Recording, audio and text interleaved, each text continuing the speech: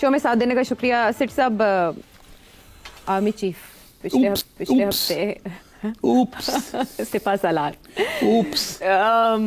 हमारे दिफाई सरहदों के मुहाफिज, जैसे अभी आपने कौमी सलामती की बात की, तो फिर उनका तस्करा तो बनता है। और वैसे भी वो आजकल बरतानिया के विज़िट पर हैं।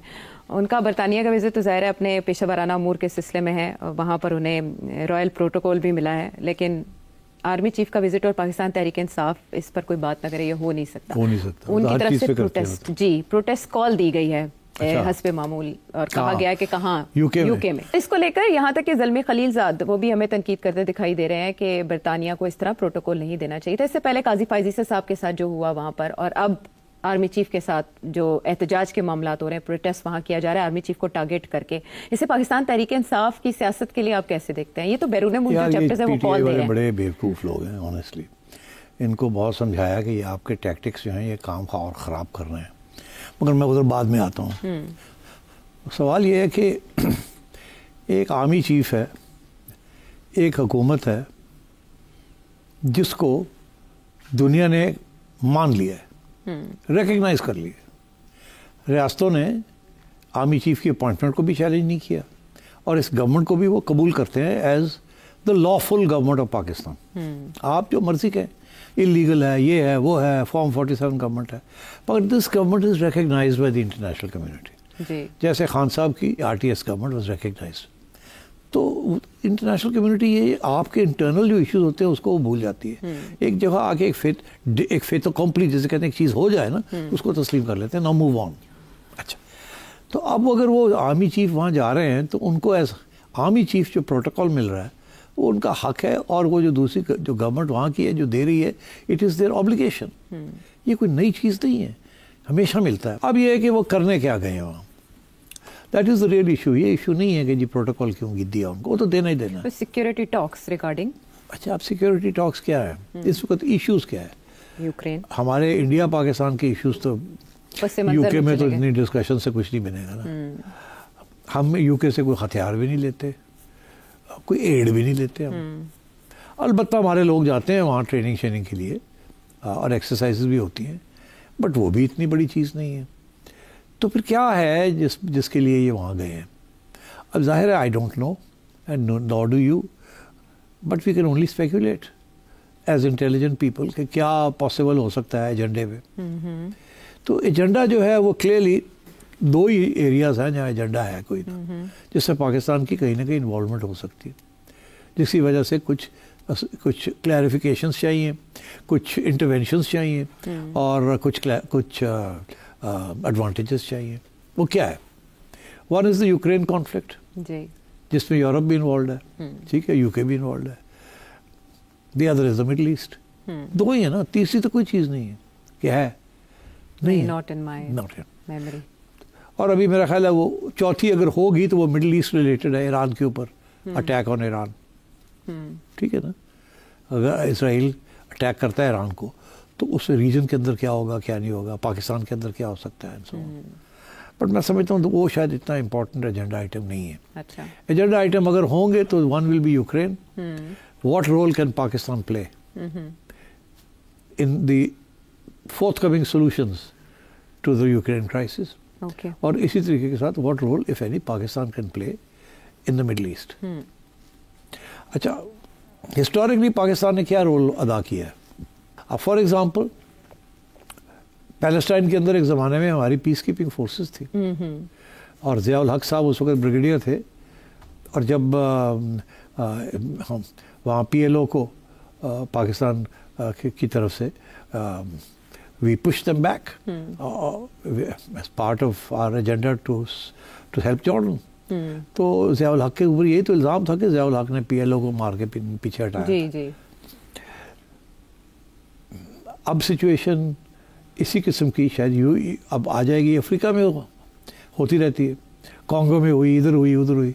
पीस कीपर्स यूनाइटेड नेशंस को चाहिए होते हैं, और दुनिया के सबसे बड़े पीस कीपर्स उसमें से top of the line is Pakistan. Africa में we have had a long history of working with the United Nations on peace keeping forces. अब अगर यूक्रेन के अंदर कोई सेटलमेंट होती है between Russia and Ukraine and NATO and America, जी, तो war को तो बंद करना पड़ेगा ना.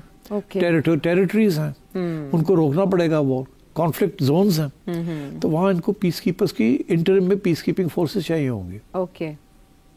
So Pakistan can provide possibly the top line peacekeeping force. और पाकिस्तान ना इधर का है ना उधर का है. Pakistan is not biased, they are not on one side और द अदर. तो अगर यूएन के अंदर होता है, ना भी यूएन के अंदर हो, तो Pakistan can play a very important role in providing peace keeping forces. So एक तो ये होगा कि आई थिंक कि अभी इन एंटिसिपेशन के आगे शायद अब डोनाल्ड ट्रंप आ गया है, तो शायद वहाँ ज़रूरत पड़ जाए इस किस्म की अरेंजमेंट की. तो I think we will be in a position to offer our services. ठीक. And we have vast experience, peacekeeping experiences, and unblemished, मतलब है कोई हमारे पे दाग नहीं, धब्बा नहीं है हम पे. अच्छा. परफेक्ट, बड़ी डिसिप्लिन के साथ हमारी फौज करती. सो एक तो ये हो सकता है कि इसके साथ दो चीजें होंगी. क्या? एक तो जो पीस कीपर्स होते हैं, they get paid well. Okay.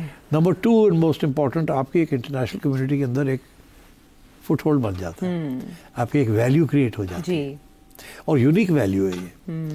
So I think he must be also discussing कि we, if the event happens, we would be happy to offer peacekeeping forces. अच्छा.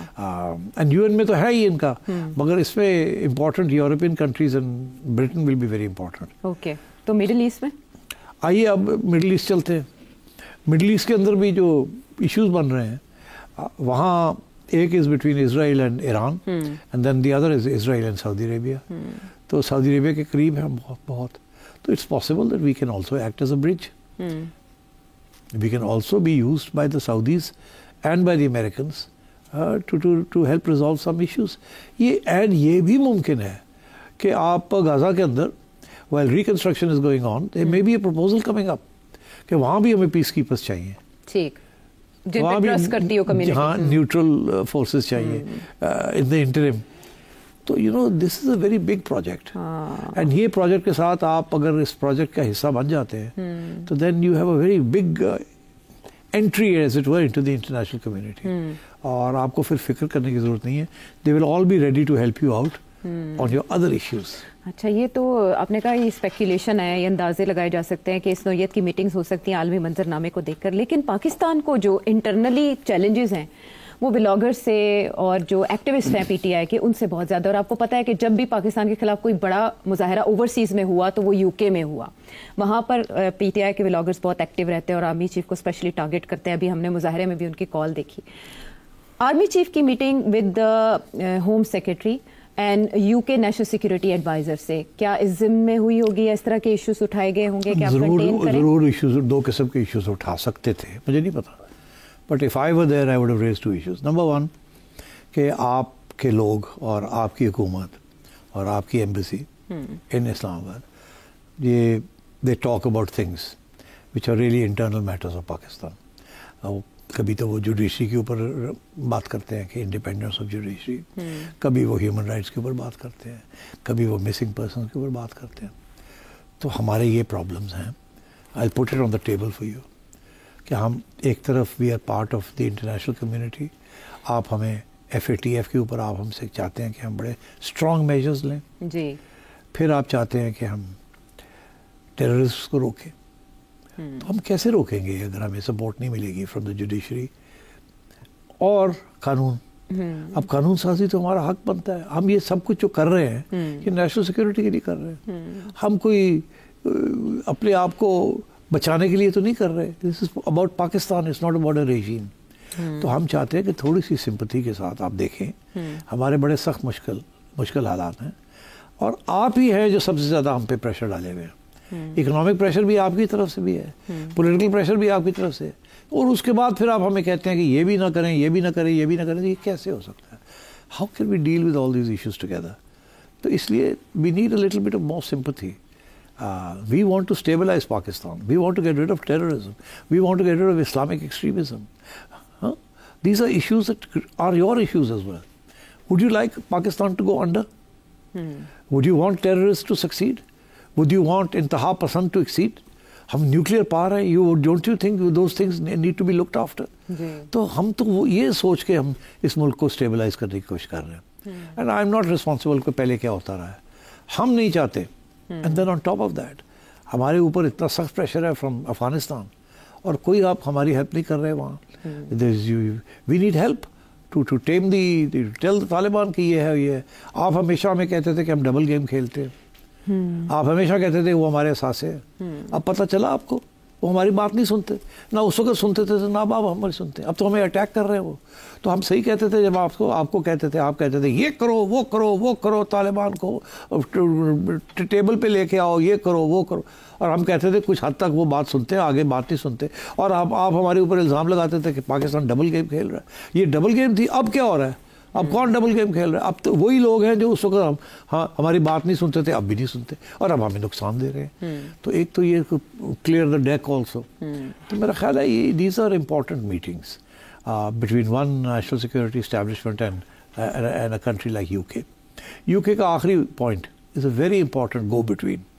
آپ نے جو بات امریکہ سے کرنی ہوتی ہے جو آپ نہیں کر پاتے فار ویریس ریزنس, وہ اتنا کلوز کانٹیکٹ نہیں ہے, وہ آپ سعودی عربیہ اور انگلینڈ کے ذریعے, یو کے کے ذریعے آپ امریکہ تک اپنا موقف پہنچا سکتے ہیں. بیکاز یو کے ایکچولی امریکہ نے ان دا پاسٹ بھی یو کے کو ڈیزگنیٹ کیا ہوا ہے کہ یو کے کی ایڈوائس پاکستان امریکہ لیتا ہے.